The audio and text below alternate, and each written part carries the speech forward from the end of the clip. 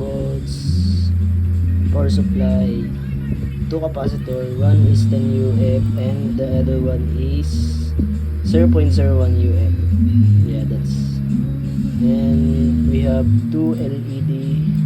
Siyempre pinili ko white para naman siyempre may iba, diba? Tapos 4 na resistor. The resistor 1 is 220k ohms. The resistor 2 naman is 36k ohms. And the 3 and 4 resistor is 220 ohms. Yeah, that's it. And the timer, yeah, that's, this is the timer, guys.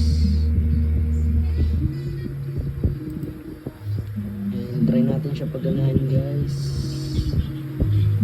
Dito guys, kailangan nagpapalitan sila or parang nagbi-blink ganun. Start natin and ganyan siya guys pag gumana.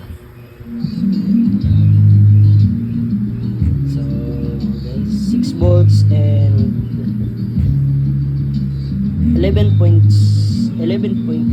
or 6 milliampere pag siya nagbi-blink ganun guys. Yan lang guys, thanks for watching.